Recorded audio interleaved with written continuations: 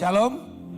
Saya percaya bahwa pada malam hari ini kita akan terus harusnya ini makin lama akan makin kuat. Amin. Karena firman Tuhan berkata bahwa orang benar berjalan makin lama makin kuat menghadap Allah di Sion. Amin saudara. Katakan pada orang sampai saudara, makin lama makin kuat. Makin lama makin dalam. Amin. Amin. Haleluya. Hari ini kita nanti akan, saudara, hari ini saya nggak mau kita diam-diam saja jadi penonton. Sudah terlalu lama mungkin kita jadi penonton. Tapi hari ini kita akan aktif bertindak dan bekerja bersama-sama dengan Roh Kudus. Hari ini kita sebagaimana tema dari hari ini yaitu impartasi kuasa. Dan teks yang diberikan adalah Kisah Rasul 3 ayat 3 sampai 7. Mari kita membaca firman Tuhan ini lebih dahulu. Bersama-sama Kisah Rasul 3 ayat 3 sampai dengan 7. Oke, saya bacakan saja. Ketika Petrus dan Yohanes hendak masuk ke bait Allah pada jam 9 pagi, mereka melihat seorang yang lumpuh sejak lahir dibawa orang dan diletakkannya di depan pintu bait Allah yang disebut Indah, supaya dia mendapat belas kasihan dari orang yang masuk. Ketika orang itu melihat Petrus dan Yohanes ingin meminta sesuatu. Tetapi Petrus berkata, lihatlah kami. Orang itu menatap mereka dengan harap. Kemudian Petrus berkata, emas dan perak tidak ada padaku. Tetapi yang kumiliki kuberikan kepadamu. Demi nama Yesus Kristus dari Nazaret. Berdirilah dan berjalanlah. Kemudian dia memegang tangan orang itu dan menariknya berdiri. Dan seketika itu juga kaki dan pergelangan tangannya menjadi kuat. Saudara-saudara, kita tahu bahwa ini adalah follow up dari pencurahan Roh Kudus.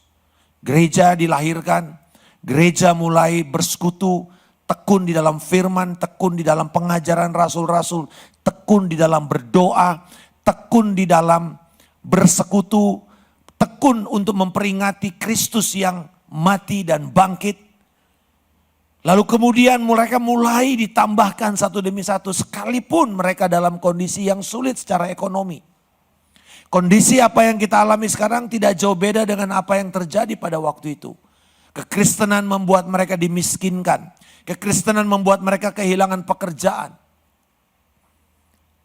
Dan kemudian mereka mulai bergerak dengan pemberian yang begitu bermurah hati, liberal gifts, mulai memberi. Ada yang menjual tanahnya dan kemudian untuk semua bisa makan, janda-janda. Dan ini adalah orang-orang Yahudi semuanya. Jadi mereka ini orang-orang Yahudi, ada yang berbahasa Yahudi, ada yang berbahasa Yunani. Mereka ada di situ 3.000, 5.000 dan bertumbuh terus. Tetapi kemudian pemimpinnya ini tetap beribadah, yaitu Petrus dan Yohanes. Dan pada waktu mereka berjalan di dalam pintu gerbang itu, menuju pintu gerbang Indah. Di situ ada orang yang dikatakan sejak lahir. Sejak lahir dia, bagi orang Yahudi kalau orang itu lahirnya cacat, maka kemungkinan besar mereka mengatakan kamu pasti dikutuk. Ingat Yohanes 8 ketika ada orang yang buta itu lahir sejak buta. Buta sejak lahir kok lahir sejak buta. Buta sejak lahir.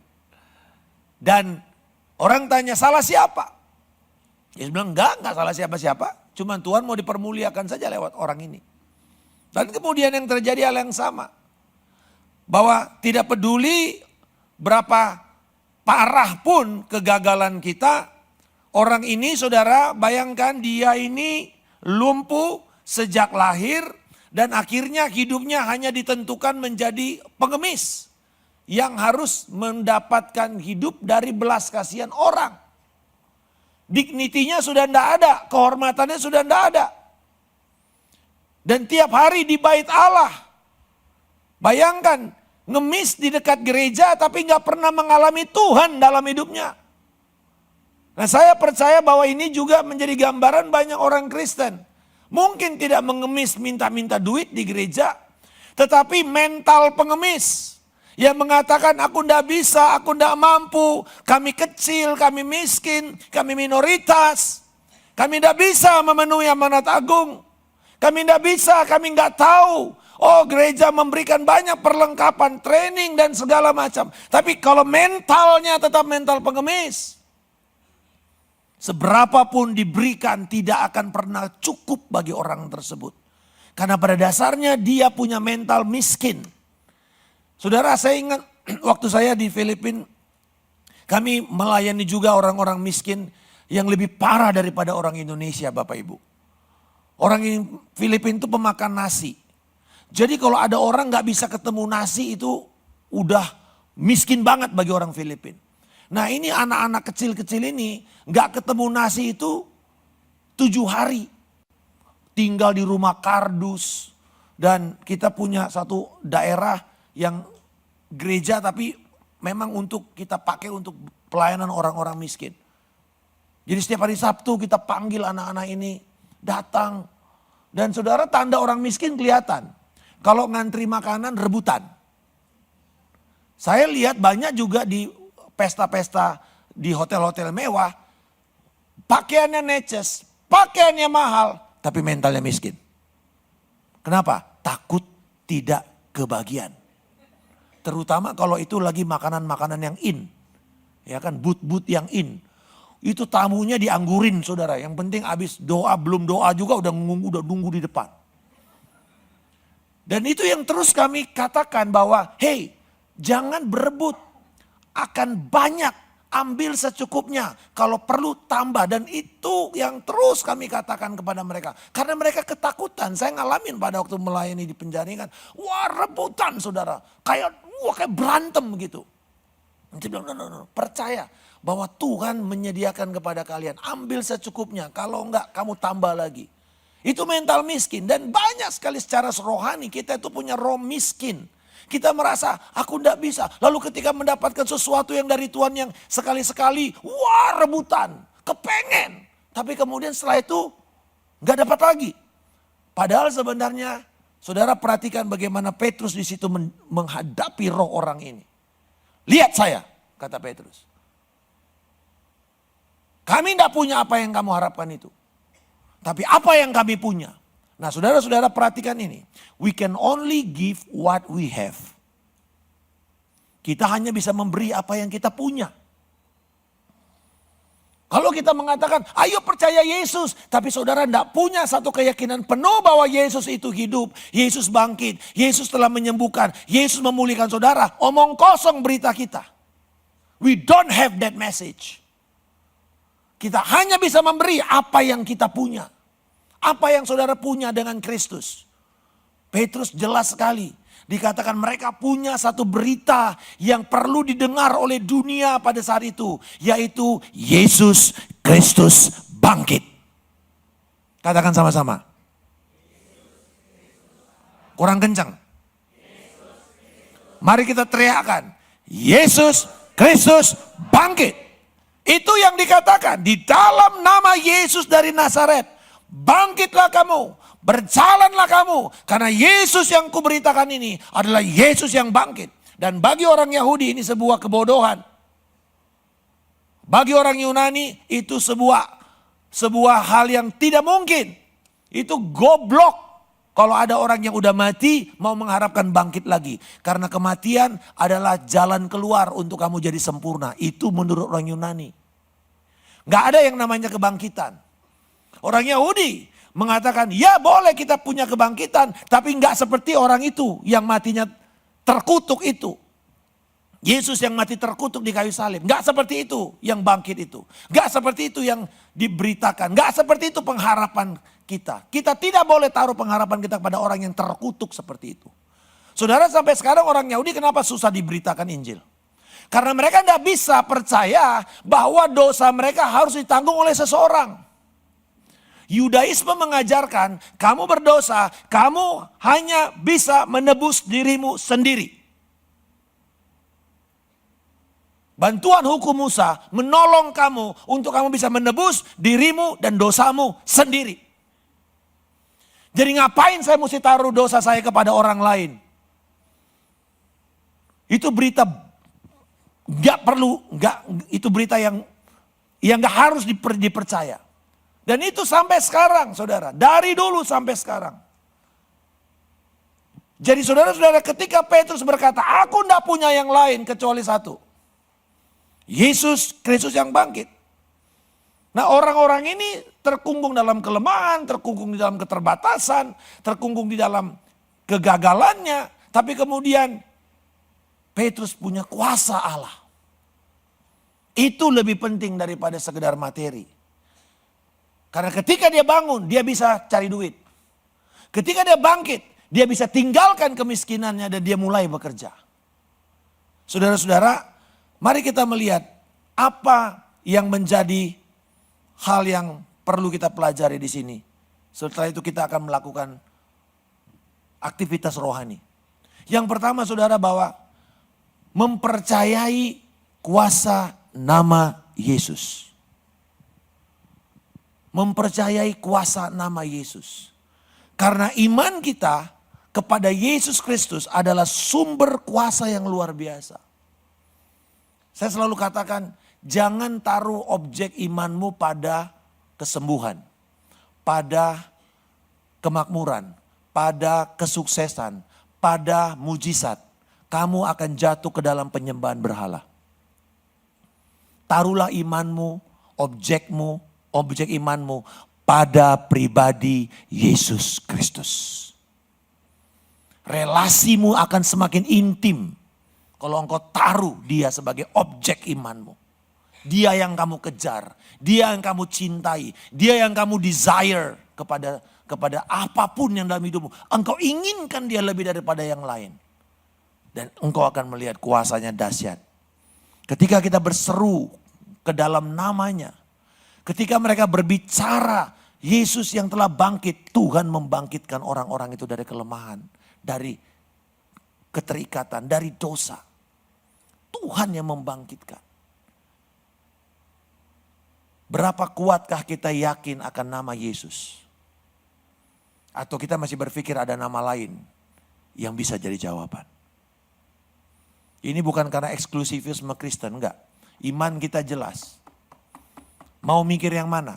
Yang masih di kuburan apa yang sekarang sudah di sorga? Di mana kamu taruh imanmu? Kepada siapa? Kepada yang di kuburan atau kepada yang sudah di sorga sekarang? Karena cuma satu yang ada di sorga sekarang. Namanya Yesus Kristus Tuhan. Berikan pujian kepada Allah kita, haleluya. Lalu yang kedua, dikatakan bahwa Petrus mengambil tindakan nyata. Iman kita harus bertindak. Tidak bisa iman kita cuma ngomong-ngomong. Saya ingat dulu pada awal-awal kekristenan, kita disuruh pengakuan iman, baca pengakuan iman. Wah, saya tadi ngomong sama Pak Hadi. Itu menjadi disiplin rohani, membaca pengakuan iman. Saya seperti apa yang Alkitab katakan, saya baca dan saya buat itu menjadi pribadi.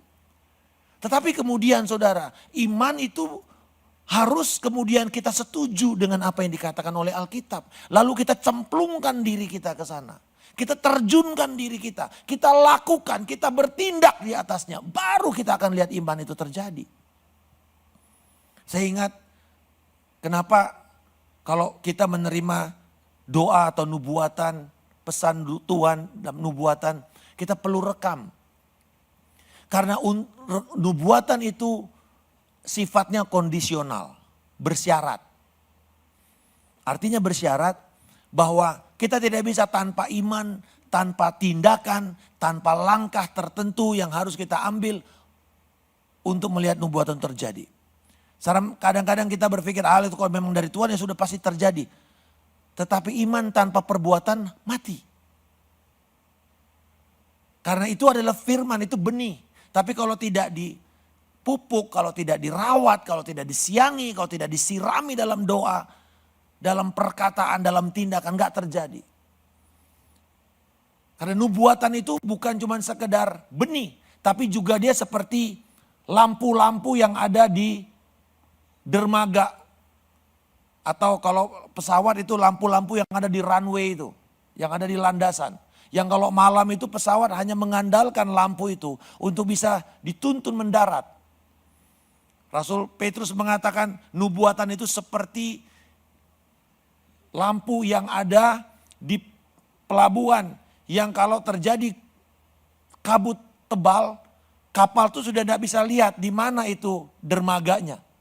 Dulu nggak ada dermaga buatan, semua dermaganya itu dermaga alam. Kalau salah, kandas kapalnya, selesai saudara. Nggak bisa maju lagi, nggak bisa mundur. Jadi untuk itu pihak pelabuhan itu menaruh seperti obor-obor kecil. Dan si kapten kapal melihat obor-obor itu supaya dia bisa tahu seberapa jauh dia bisa mendaratkan kapalnya. Kata-kata nubuatan, pesan-pesan nubuatan seperti obor, seperti runway light yang akan menuntun kita, seperti navigation light yang akan menuntun kita untuk sampai kepada tujuan kita. Untuk itu, saudara, pakai itu, kumpulkan itu, perkatakan itu, doakan, dan bahkan ketika terjadi kabut dalam hidup saudara, saudara mengatakan, aku tidak akan mati sampai aku melihat janji ini terjadi. Itu yang Daud katakan, ketika masa sulit, dia pegang janji Tuhan yang disampaikan oleh Samuel itu. Dan dia mengatakan, aku tidak akan mati sampai melihat kebaikan-kebaikan Tuhan terjadi dalam hidupku. Saudara-saudara, berapa kuatkah kita ingin mempertaruhkan firman Allah itu menjadi kenyataan? Berapa kuatkah kita ingin melihat itu terjadi dalam hidup saudara? Berapa kuat? Tadi saya baca tweetnya anak saya. Dia bilang, suatu sukacita melihat mimpiku menjadi kenyataan. Dan itu mimpi yang sejak dia kecil, dia mimpi. Berdiri di depan ribuan, puluhan ribu, ratusan ribu. Dan itu menjadi bagian nubuatannya. Dan kita berdoa, kita perjuangkan, kita persiapkan, kita invest kepada hidupnya. Bangun karakternya seperti anak panah ditaruh di dalam tabung. Satu kali saya ingat dalam konferensi misi di Filipina, konferensi misi Asia dunia. Youth conference tapi sedunia. Ada kira-kira 35.000 orang di stadion di Filipina. Dan tiba-tiba satu bulan sebelumnya kami ditelepon oleh panitia internasional dengan bahwa anak bapak terpilih untuk menjadi salah seorang singers dari dalam malam misi nanti. Waduh, kita benar-benar doa. Saya bilang, Tuhan, ini anak masih muda, masih kelas 11. Sanggup gak dia menanggung semua tekanan yang begitu besar itu. Dalam satu conference, dan ini puncak dari konferensi misi, saudara.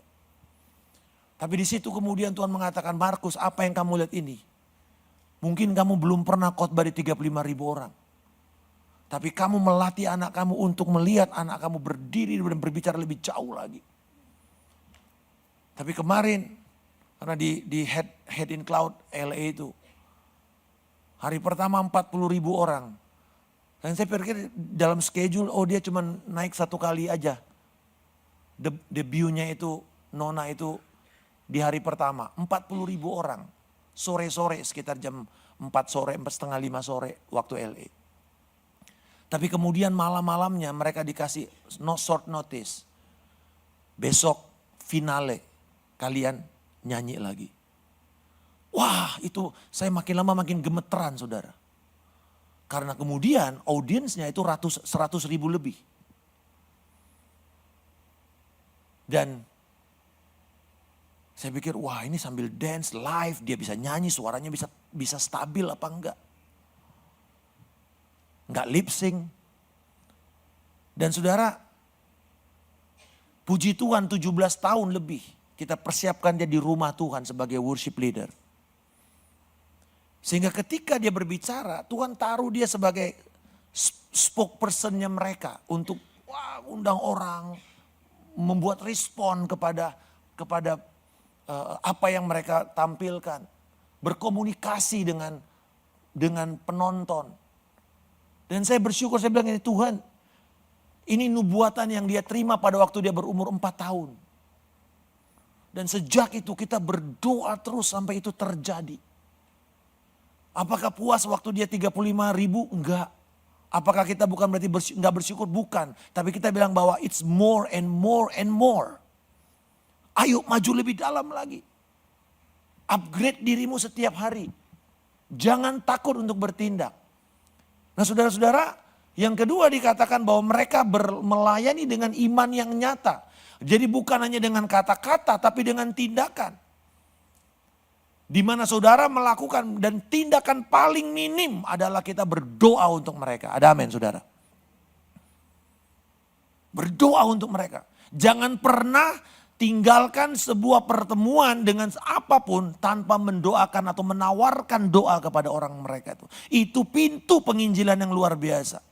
Dan kemarin kita sudah belajar bagaimana kita mendapatkan karunia kata-kata hikmat, kata-kata pengetahuan, karunia membedakan roh. Semua itu dibungkus di dalam pesan yang paling gampang kita bungkus dalam pesan berdoa. Itu tindakan nyata.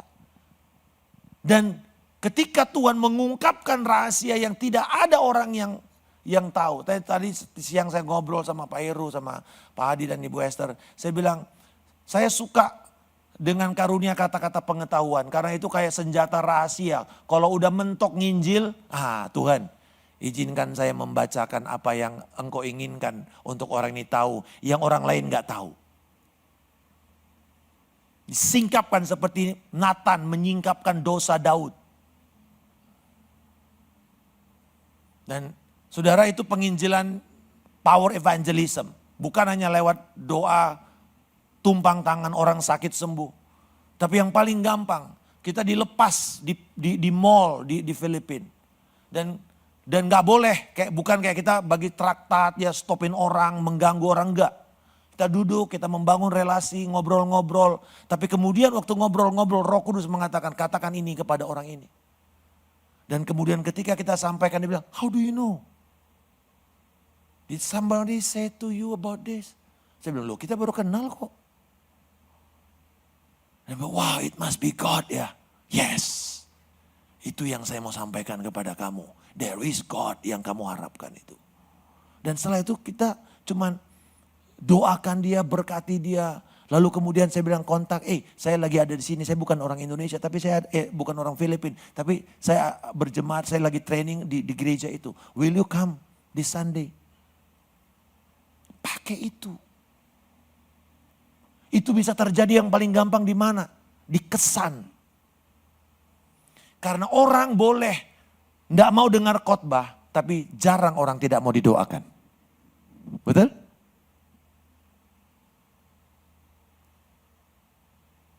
Jarang orang tidak mau didoakan. Dan itulah kesempatan terbaik. Dikesan. Mungkin cuma 1,5 menit. Tapi itu berkesan sama mereka. Dan mereka akan kembali lagi. Akan kembali lagi. Akan kembali lagi. Ketika dia tahu Tuhan hadir. Tidak perlu harus bulu kuduk berdiri Bapak Ibu. Untuk Tuhan hadir. Tapi ketika firman dan orang itu saling dibangun. Di situ Tuhan hadir. Dan inilah pelayanan tubuh itu. Tidak semua orang bisa berkhotbah atau mendapat kesempatan dari mimbar ini. Tapi setiap orang bisa berdoa. Amin. Beri apa yang engkau punya. Datang dengan sebuah persiapan. Rasul Paulus mengatakan pada jemaat di Kolose. Jangan datang, kalau kamu datang berkumpul hendaklah masing-masing memberi. Ada yang memberi pujian, ada yang memberi mazmur, ada yang memberikan penghiburan, ada yang memberikan kata-kata hikmat, ada yang memberikan pengajaran, ada yang memberikan kata-kata nubuatan. Itu saudara. Dan tidak mungkin di dalam ibadah kita, tetapi yang mungkin di mana? Di kesan. Di pertemuan-pertemuan kecil. Di ruang doa, di pertemuan doa. Saya ingat bahwa saya melatih karunia ini. Karena prinsip karunia begini ya. Practice makes you permanent. Ya, practice makes you permanent. Jadi bukan perfect. Kayak main golf ya, kalau salah swing dan terus menerus dipraktekkan begitu, ya permanen kesalahannya. Bukan jadi sempurna. Jadi saudara, praktek seperti kalau kita memakai pisau makin lama makin tajam karena sering dipakai. Jadi karunia perlu terus dipakai. Apapun jenis karunia itu terus dipakai. Supaya itu menjadi berkat kepada tubuh Kristus. Mulai dari tubuh lokal, nanti satu sinode, satu tubuh Kristus kota ini, orang merecognize saudara mungkin sebagai pendoa. Mungkin orang yang memiliki karunia yang memberkati tubuh Kristus di dalam penginjilan, di dalam profetik. Dan saudara tahu bagaimana caranya saya di-nurture dengan ini? Walaupun dididik oleh Bill Hamon, oleh Ron Soka, orang-orang yang besar-besar, yang hebat-hebat di dalam kegerakan profetik. Nggak jadi apa-apa kalau saya nggak dikasih kesempatan oleh gembala. Setiap minggu Bapak Ibu, setiap minggu tugas saya cuma satu. Habis kebaktian ada ruang doa, di situ kita doa, kita tunggu aja orang datang mau didoakan. Siapapun itu datang, mau didoakan hari Minggu. Saya doakan dan dia, gembala saya bilang, doakan dengan prophetic prayer. Satu kali saya datang, saya diundang khotbah di Pluit. Dan kemudian dia bilang, Pak mungkin Bapak nggak kenal saya, nggak ingat nama saya. Tapi saya sangat ingat dan sangat penting Bapak mesti dengar ini. Istrinya bilang, kenapa Bu? Ini loh Pak, Bapak itu dulu, nah dulu berarti waduh lama sekali nih sebelum dunia jadikan kayaknya. Ya, aku telah memanggil engkau di perut ibumu. Dia bilang dulu Pak, tahun berapa Bu? Saya bilang 2004 apa 2001 apa 2002. Pokoknya 2002 ke 2004. Dia bilang, saya bawa suami saya lagi nggak kenal Tuhan sama sekali. Lalu kemudian saya dengar di gereja itu ada pelayanan doa dan pelayanan doa yang bersifat profetik. Setelah ibadah Pak, saya pergi Pak ke dalam ruang doa, ketemu sama Bapak lagi. Lalu Bapak berdoa. Dan Bapak mengatakan kamu akan melihat suamimu ini akan menjadi hamba Tuhan. Yang melayani Tuhan dan seterusnya. Mungkin dia bilang dia ketawa atau gimana dia bilang dia bingung. Karena pada hari itu suaminya lagi kacau. Hidupannya nggak benar. Nggak kenal Tuhan sama sekali. Tapi masih mau diajak ke gereja. Saudara, pada waktu saya datang, tebak. Dia bilang, Pak ini suami saya. Oh ya saya juga nggak tahu Bu, udah lama saya udah nggak inget lah. Pak dia ini sekarang jadi gembala di gereja ini. Haleluya, berikan pujian kepada lagi. Satu kali saya ke Cungko di gereja apartemen karena di sana gereja bawah tanah walaupun di kota tapi tetap bawah tanah saudara. Karena nggak terdaftar di pemerintahan. Dan udah sempit semua. Dan pemilik rumah akhirnya setelah selesai ibadah saya bilang sama pemilik rumah ini, Bu, boleh saya berdoa buat Anda satu keluarga? Oh boleh Pak. Mana suaminya? Oh suami saya sebenarnya nggak ada, cuman saya tak panggilin. Akhirnya dipanggil, dia keluar suaminya. Oh jadi nggak ikut ibadah? Nggak ikut. Karena dia bukan orang Kristen. Oh tapi bagus ya, rumahnya mau dipakai buat gereja ya tiap minggu. Oh iya dia baik. Tapi dia nggak kenal Tuhan. Oh oke. Ayo kita doa. Dan waktu saya berdoa saya bilang gini sama ibu ini. Kamu akan melihat suamimu ini akan memimpin jemaat. Dia akan menjadi gembala. Mungkin hari ini kamu bilang mustahil dan tidak mungkin. Tidak akan ada jalannya. Tapi engkau akan melihat, kamu akan kaget karena aku akan memanggil dia dengan cara yang tidak bisa kamu pikirkan. Lalu kemudian, kira-kira 2014, itu 2004 saudara. 2014, mereka datang kunjungin ke Indonesia. Lalu saya lagi di kantor, tiba-tiba ada tamu dari China. Saya keluar. Dia bilang, Pastor, oh saya kenal istrinya. Dia bilang, this is the husband yang kamu nubuatin. Sekarang dia jadi gembala di Guangzhou. Jemaatnya 200 orang. Namanya Michael, haleluya, berikan pujian kepada dia. Kadang-kadang message itu kita kan cuma kurir Bapak Ibu. Kurir, sama seperti kurir. Emang ditongkrongin, dibukain gak paketnya. Yang penting kalau COD ya dibayar kan. Setelah itu ya pulang, foto pulang. Gak ada tuh ceritanya dibuka dulu, di apa enggak. Kurir, ya kurir, penyampai pesan saja. Tetapi siapa yang bertanggung jawab untuk memakai semuanya? Ya orang yang menerima. Itu tanggung jawab mereka untuk mengobarkan, menginginkan, memeranginya, bertempur dengan itu sampai menjadi kenyataan. Pakailah imanmu jangan cuma diomongin, tetapi dipraktekkan. Untuk membebaskan, untuk memberdayakan, untuk equipping orang-orang. Dan yang terakhir, bahwa kemudian mereka menjadi saluran berkat, saluran kuasa kepada orang-orang itu. Karena Petrus dan Yohanes mengizinkan diri mereka menjadi saluran. Nah saudara, saluran itu yang penting adalah kita itu membersihkan salurannya. Air itu pasti bersih dari sorga. Amin. Air yang dari hadirat Allah itu pasti bersih. Yang bikin orang gak bisa menikmati di hilirnya adalah sampah-sampah yang ada di perjalanan. Tanggung jawab kita ini saluran saja. Maka pastikan tanggung jawab kita cuma satu. Bukan airnya bersih. Pastinya airnya pasti bersih karena itu dari Tuhan. Maka yang pasti kita mesti jaga adalah salurannya itu sendiri. Supaya dia tidak terkontaminasi, dia tidak bocor, dia tidak rusak, dia tidak penuh dengan sampah. Yang nantinya hal yang bersih dari Tuhan kalau lewat dalam hidup orang yang penuh dengan kepahitan ini. Keluarnya nanti nubuatannya kepahitan. Keluarnya nubuatan dalam bentuk penghakiman. Keluarnya nubuatan dalam bentuk hal-hal yang negatif. Yang tidak membangun sama sekali. Kenapa? Bukan salah firman. Tapi salah salurannya. Tanggung jawab kita setiap hari. Memastikan saluran kita bersih, suci, berintegritas, setia, dan taat kepada Tuhan. Amin Bapak Ibu. Amin. Dan engkau akan melihat. Mungkin gak semua Tuhan panggil untuk engkau membangkitkan orang mati. Itu karunia iman. Karunia mujizat. Membangkitkan, tetapi dengar baik. Alkitab berkata tanda-tanda ajaib itu salah satunya kepada orang percaya adalah perkataan nubuatan. Nubuatan adalah mujizat kepada orang percaya. Bahasa lidah itu mujizat kepada orang yang tidak percaya. Karena mereka, kok bisa ya dapat ya, kok aku gak bisa dapat.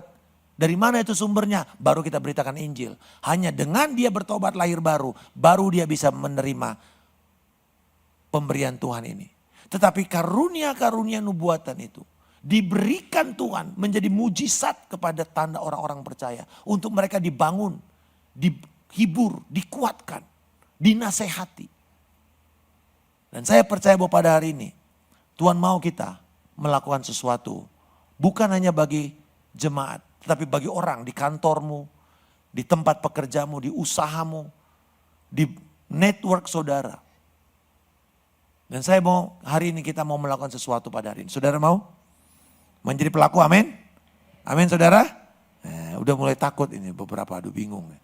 Nah, udah mulai pengemisnya muncul saudara. Hari ini kita patahkan roh pengemis itu nanti. Apa yang akan kita lakukan adalah kita akan praktek berdoa profetik. Beberapa saudara sudah menerima kemarin atau beberapa selama ada saya di sini. Kemarin mungkin saudara dari Hans, saudara mendapatkan doa profetik. Tetapi hari ini semua kita akan melakukan. Nah saya beri contoh saja ya, saya beri contoh dulu ya. Oke, itu Bapak yang ada di belakang, paling belakang Pak. Pak yang, itu Pak, Bapak sini Pak.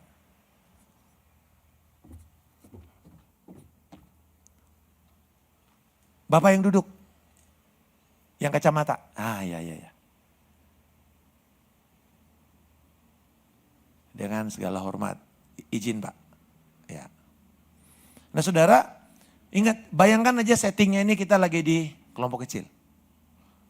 Oke, nah kesan ini habis kita udah bagiin firman. Biasanya kesan habis itu saling mendoakan kan Pak? Ada ya, saling mendoakan. Nah biasanya kalau saya misalnya rame, saya bagi-bagi langsung. Saya bagi sub unit. Oke. Bagi 3 orang gitu. Pak siapa Pak namanya? Lim. Pak Lim. Oke, Pak Lim. Ya. Sudah nikah Pak? Oh sudah nikah. Ada istrinya? Oh ada istrinya situ, oke ya. Oke, nah jadi bayangkan saya ini bukan pemimpin kesan. Saya cuman bagian dari kelompok kecil yang dibelah atau yang dibilang oleh Pak Markus, ya sekarang ini pimpinnya. Nah, kemudian saya dapatkan mitranya ini Pak Lim. Oke, bagaimana saya bisa menjadi berkat kepada Pak Lim? Lewat prophetic prayer. Oke, biasanya kita tanyakan, Pak mau didoain apa? Gitu tak? Atau kalau saudara yang pendoa, saudara udah punya daftar doa, kayak daftar belanjaan. Atau pokok doa, salah nggak? Nggak salah. Kita perlu juga itu untuk mengarahkan jemaat. Tetapi hari ini saudara perlu berdoa dituntun oleh Roh Kudus. Jadi Roh Kudus yang akan memberikan kepada saudara ide doa untuk orang tersebut. Nah, syaratnya cuma satu. Saudara memakai doa itu untuk memberkati orang yang saudara doakan. Tidak boleh menghakimi. Tidak boleh menegur. Tidak boleh menelanjangi dosanya. Untuk membangun, menghibur, menasihati. Amin. Katakan sama-sama.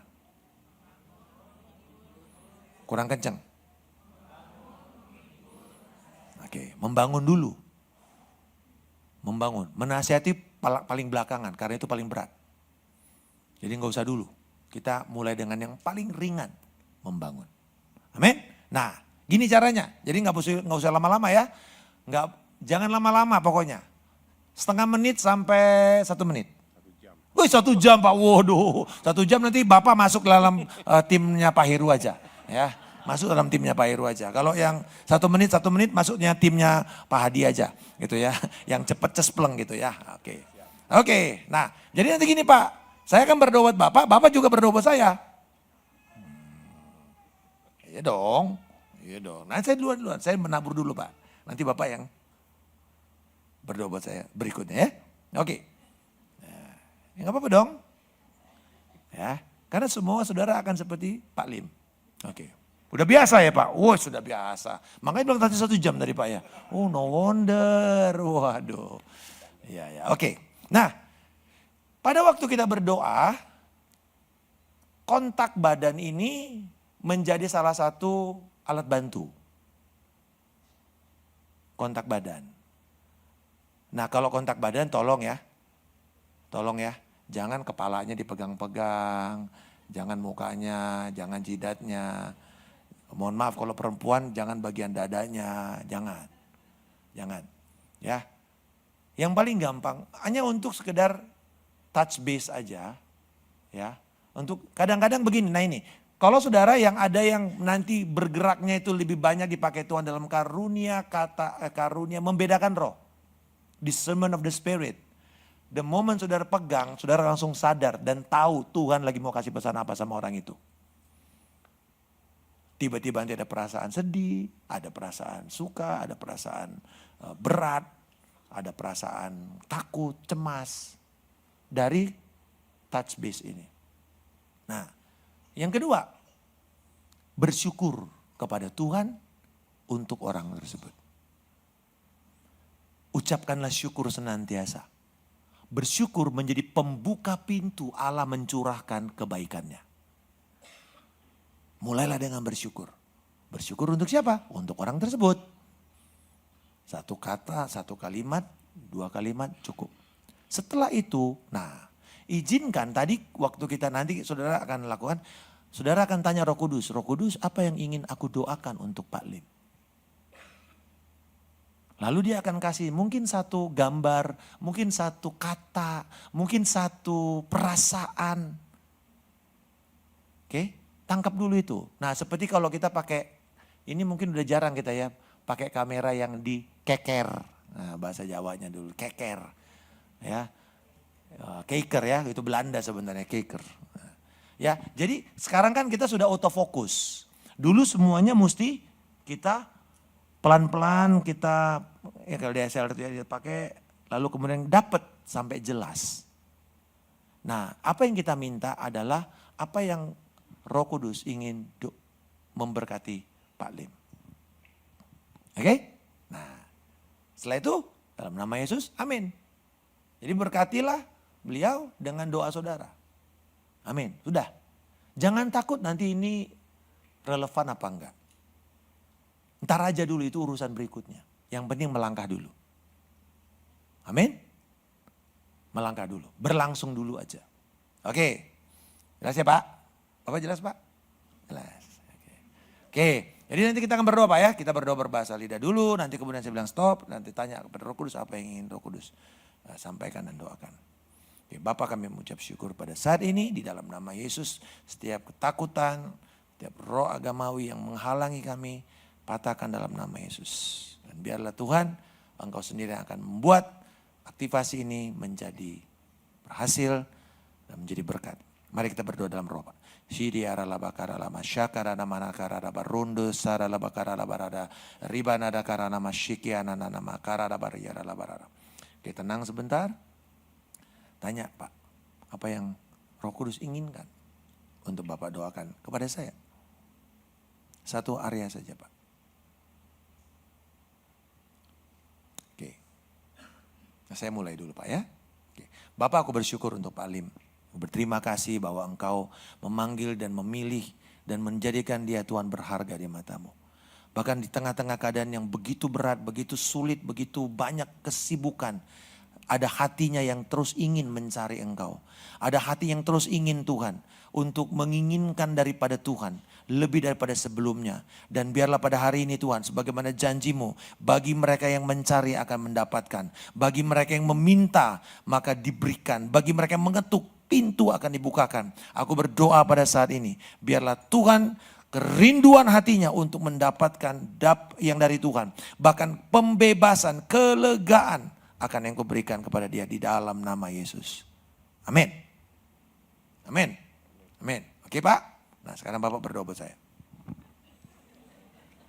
Langsung Pak berdoa. Sejam? Oh, janganlah, setengah menit aja. Baik. Mari kita berdoa.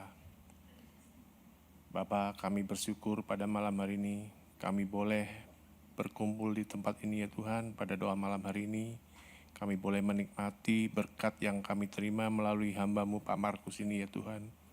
Kami percaya Tuhan, Engkau berikan lagi kebijakan, hikmat daripada-Mu, di mana Pak Markus akan melayani lebih banyak lagi ya Tuhan, jemaat-jemaat-Mu di seluruh Indonesia ini ya Tuhan. Kami bersyukur hanya di dalam nama Tuhan Yesus. Amin. Amin. Amin. Thank you, Pak. Oke, sekarang ntar dulu, jangan pulang dulu. Kita survei. Dari doa saya tadi, apakah itu relevan, Pak? Relevan. Yang mananya, Pak? Mencari Tuhan. Mencari Tuhan. Iya. Boleh sedikit share apa yang, kenapa mencari Tuhan, kenapa enggak yang lain? Di tengah kesibukan saya ya sampai saat ini ya Pak, masih di dalam bisnis marketing, ya saya masih berusaha untuk tetap mencari Tuhan. Gitu. Sudah ikut ibadah atau apa? Iya. Haleluya, berikan pujian kepada Allah kita. Nah, saya hari ini didoakan oleh seseorang mengenai Tuhan akan tetap memakai Bapak untuk pergi dan lebih banyak lagi gereja yang akan diberkati. Jadi sebenarnya Bapak ini orang kedua yang mendoakan saya pada hari ini, Pak. Amin. Ya, puji Tuhan. Amin. Jelas ya? Enggak mungkin kelihatannya biasa-biasa saja, tapi pasti akan jadi berkat. Karena tujuannya memberkati. Oke, berikan tepuk tangan. Terima kasih Pak Lim. Baik, ya Pak. Tuhan berkati. Nah, hari ini ayo kita bangkit berdiri semua. Oke. Carilah, jangan dimatiin. Biarin aja, jangan takut gelap. Oke, jangan bersembunyi di balik kegelapan. Oke. Nah, cari laki-laki dengan laki-laki, perempuan dengan perempuan. Yang paling gampang sebenarnya saudara boleh balik ke belakang saja. Siapa yang ketemu laki-laki di situ, ya ketemu ya ambil yang laki-laki. Jadi baris pertama dengan kedua, 3 dengan 4, 5 dengan 6, 7 dengan 8, 9 dengan 10. Coba gitu aja. Ayo, yang ini ke depan sini. Mana, ayo. Pokoknya kalau enggak cari aja lah satu orang gitu loh, tangkep dulu dia. Ayo, kalau bisa jangan orang yang paling saudara kenal gitu loh. Paling nggak biasa diliatin itu ya. Ayo, udah nggak apa-apa kalau deket-deket, nggak apa-apa. Sambil jaga tasnya ya. Sudah, Bapak Ibu sudah? Oh, saya mesti dari atas nih supaya bisa kelihatan.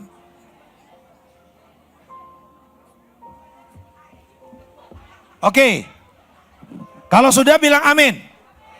Pegangan tangannya dulu, pegangan tangan. Nggak boleh 3, mesti 2. Jadi cari kalau yang belum dapat pasangannya tolong angkat tangan. Yang belum dapat pasangannya tolong angkat. Ibu belum dapat pasangannya, Bu. Nah, Ibu ada itu tuh Bu Feli itu. Bu. Bu, itu ada Bu Feli. Ya. Siapa yang belum ada pasangannya angkat tangan? Angkat tangan. Supaya nanti Panitia bisa ketemu atau kalau enggak nanti maju ke depan sama saya. Gitu. Oke. Baik, entar dulu jangan lakukan apa-apa dulu. Oke, lihat orang di depan saudara. Hans, kamu sama siapa Hans? Kamu enggak sama siapa-siapa. Kamu cari di sini, siapa di sini yang ada? Ayo. Ayo, semua kita saling memberkati. Ayo. Ada yang kosong enggak di sini? Ada yang kosong? Hans, kamu masuk ke mana nih? Udah ke sini aja nih, ke sini nih. Oh itu tuh ke Pak Heru. Yang itu siapa? Oh kamu kesini aja. Kamu sama saya aja deh. Kamu sama saya sini. Sini kamu. Oke. Nah udah pegangan ya. Jangan ada yang ganjil ya. Semua kan oke. Semua lihat tatap matanya. Bilang begini. Aku mengasihi engkau. Sebagaimana Yesus mengasihi engkau. Tapi hari ini. Aku sedang melangkah dengan iman. Bersediakah engkau menolong saya menjadi kelinci percobaanku? Loh iya dong, kan namanya juga praktek. Jadi penuh pengampunan gitu ya. Oke ya. Nah, oke Bapak Ibu, nanti begini ya. Kalau saya bilang jadi janjian dulu, siapa dulu yang mau doakan? Misalnya saya dulu orang pertama, maka yang berikutnya orang kedua. Janjian dulu ya. Oke, ya udah? Oke, sudah, udah. Gak usah lama-lama, gak usah diskusi. Tunjuk aja siapa yang orang pertama. Oke, nah berikutnya. Kita akan berdoa berbahasa lidah. Semua aktifkan ini. Saya percaya seperti apa yang Pak Thomas kemarin bilang. Ini waktunya kita terus mengobarkan kembali berbahasa lidah itu sesering mungkin. Karena inilah cara yang tercepat, terefektif mengaktifkan karunia rohani. Berbahasa lidah. Oke? Ayo. Kita berbahasa lidah sebentar, semuanya kita berbahasa lidah. Kiriyara labasya kadala labara labara labasya. Rabadara kara labarianda lalabahandara labara kasakara namana kara labariara. Robondere labasya kadala labara labasya kadala labara lamana kara laba. Kuriyara labara labara nakara labashiriara labara namana kara laba. Rabriara labara labasya kadala lamana kara laba. Mari bersama-sama saya katakan, Bapa di surga, di dalam nama Tuhan Yesus Kristus, Engkau telah memanggil dan memberikanku panggilan sebagai murid-murid-Mu dan melakukan amanat agung-Mu dengan segala perlengkapan karunia rohani. Hari ini aku ingin melangkah dengan iman, menjadi berkat lewat doaku, lewat pesan Tuhan kepada sahabatku di depan ini. Aku menolak setiap roh ketakutan, roh agamawi, roh ketidakpercayaan. Di dalam nama Yesus, aku menerima roh iman, keberanian, sukacita. Dalam nama Yesus, aku berdoa Tuhan pada setiap penghalang-penghalang, ketakutan, kecemasan, dihalau dalam nama Yesus, pergi keluar di dalam nama Tuhan Yesus. Mari kita berdoa sebentar lagi dalam roh. Kiriyara labasyaka dalabarana manakara labasyaka dalabarana. Ribana labalabala kara labasyaka dalabarana manakara labasye. Rimesyonudu labakantara lamananama. Amin. Sebentar, semuanya tenang dulu. Jangan ada yang berbicara, semua tenang. Sambil saudara tenang, tanya kepada Roh Kudus.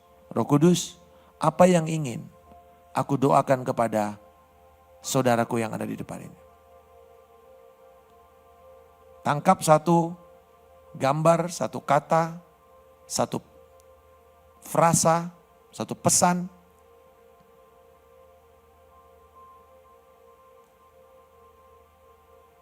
Nah sekarang, buka mata saudara dan mulai berdoa. Orang pertama berdoa sekarang.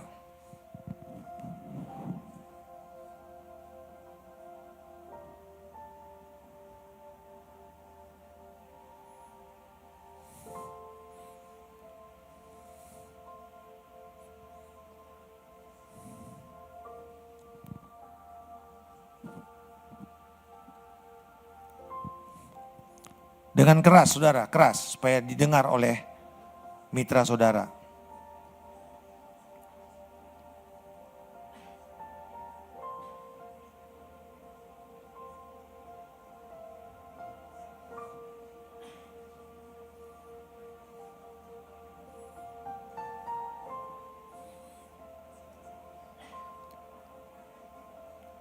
Bila saudara sudah selesai, orang kedua mulai berdoa.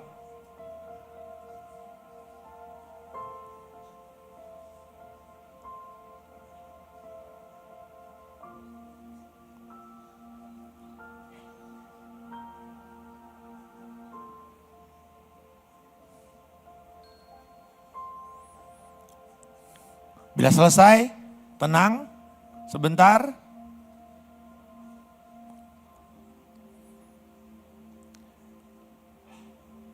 Puji nama Tuhan. Bagi saudara yang sudah selesai, boleh tanya kepada teman saudara itu. Apa yang tadi menjadi relevan, memberkati saudara dari doanya dia. Silakan share. Satu kata, satu hal yang sungguh memberkati. Silakan share. Bagi saudara yang sudah selesai. Yang lain semua tolong diselesaikan. Silakan selesaikan.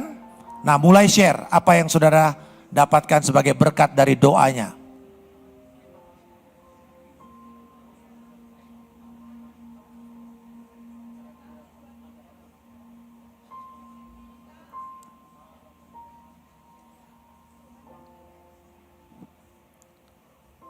Amen. Semua selesai berdoa, silakan diselesaikan doanya. Bila saudara masih berdoa, silakan selesaikan doanya. Oke. Semua sudah share? Kalau yang sudah selesai tepuk tangan dulu, tepuk tangan. Jadi supaya ketahuan siapa yang sudah selesai. Oke. Nah, Bapak Ibu, siapa yang diberkati dengan doa dari sahabatnya? Angkat tangan. Wow, coba lihat ke kiri kanan saudara, lihat. Wih, puji Tuhan, amin. Siapa yang mau kasih testimoni? Apa yang menjadi berkat dari doa sahabat saudara? Ada yang boleh maju sebentar? Siapa yang mau? Ada? Oh, belum ada yang mau, nggak ada yang mau sharing berkat. Oke? Siapa yang diberkati benar yang diberkati? Nanti kalau nggak saya yang panggil loh. Bapak diberkati Pak, sungguh Pak. Sini Pak, maju sebentar Pak. Ayo Pak sini. Bapak yang tadi baru 1, 2, 3, 4 yang nomor 4. Ya silakan Pak, yang nomor 4. Enggak, yang di belakang yang tunjuk-tunjuk itulah yang disuruh ke sini. Ayo Pak, singkat saja. Bapak diberkati di mana Pak? Silakan Pak. Dibalik Pak, balik. Ya, sini. Saya diberkati karena doain sama saudara saya. Di mana Pak? Diberkatin aja. Dia apanya? Doanya. Ya apanya doanya yang diberkati Pak? Ya untuk Roh Kudus ada sama saya. Amin. Roh Kudus sangat besar. Amin. Ya. Terima kasih Pak. Ayo, haleluya. Silakan balik Pak. Nah saudara, masih mau lagi? Atau udah kapok? Jangan kapok ya. Karena hari ini kita akan go deeper. Go deeper. Kali ini saya kasih saudara patok yang lebih praktis. Yaitu saudara nanti berdoa tanya Roh Kudus. Salah satu dari 3 ini. Tuhan, dari salah satu ini mana yang engkau inginkan aku doakan untuk pasangan doaku? Kesehatannya, relasinya, atau finansialnya. Finansialnya termasuk kerjaan, usaha, oke? Properti atau apa saja. Kalau bicara relasi, bahwa relasi dengan Tuhan, relasi dengan orang, relasi dengan keluarga, relasi. Yang ketiga adalah kesehatan, baik fisik maupun juga kesehatan mental. Salah satu, jangan 3-3-nya diborong, satu aja. Kali ini kita mau zoom in. Lebih dalam. Saya kasih contoh ya. Mana Pak Hendri? Sini Pak. Bapak, Pak Heri, Pak Hari.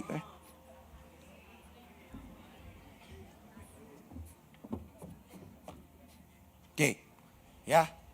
Jadi kali ini saya akan berikan saudara lebih karena secara umum 3 area itu adalah area yang paling praktis di mana orang semua nggak usah ngawang-ngawang.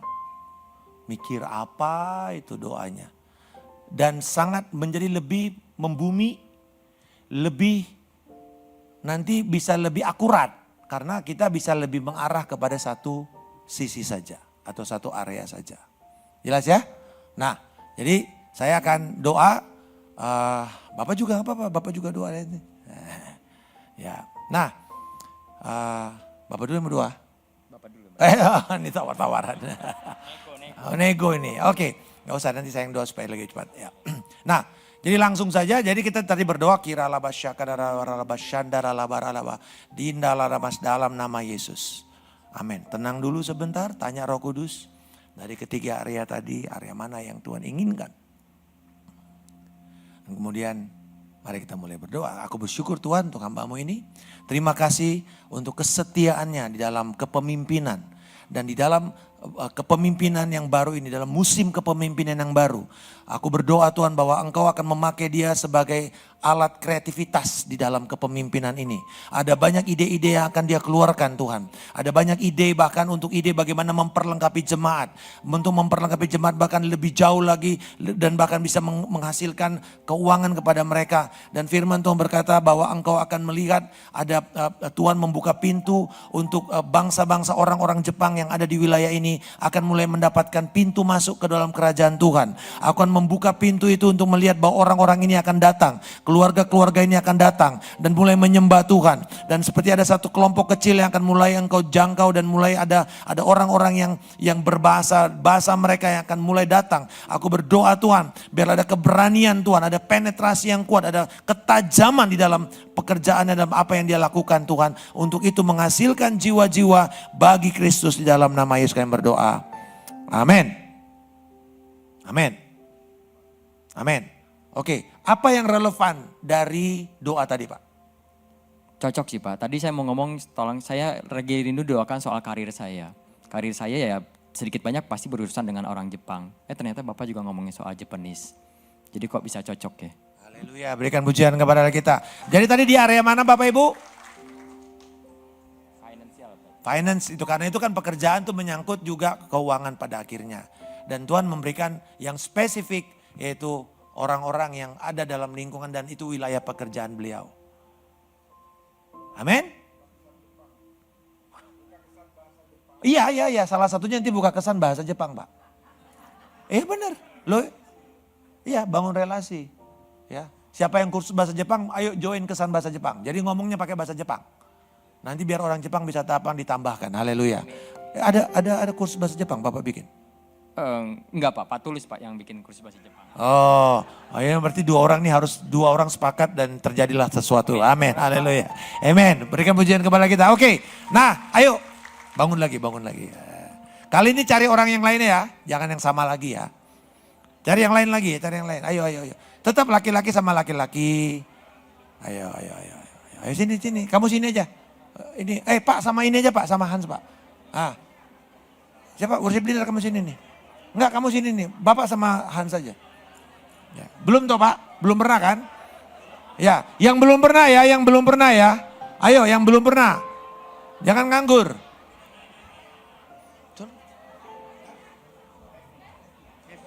Oke, sudah. Ayo. Ibu-ibu tolong. Ya, jangan susah. Cari aja di kiri kanannya kalau enggak. Tangkap dulu tangannya, supaya enggak lari-lari lagi. Ya, oke, ya sudah ya. Ingat ya Bapak Ibu, salah satu dari 3 area tadi. Area apa itu? Kesehatan, relasi, dan keuangan atau pekerjaan. Oke? Ayo, mari kita mulai berdoa di dalam roh. Kira rabasya karara rabarana manana kararaba syiriana namarana karalaba riba syukurara ramana karalaba syandara lalabara. Bapa, kami minta pada saat ini rohmu yang sudah diaktifkan ini membuat kami semakin berani untuk memberkati saudara kami yang lain. Dan kami berdoa untuk Engkau yang menaruh lebih spesifik lagi Tuhan. Doa yang Engkau inginkan untuk menjadi berkat kepada partner doa kami pada malam hari ini. Di dalam nama Yesus kami berdoa. Amin.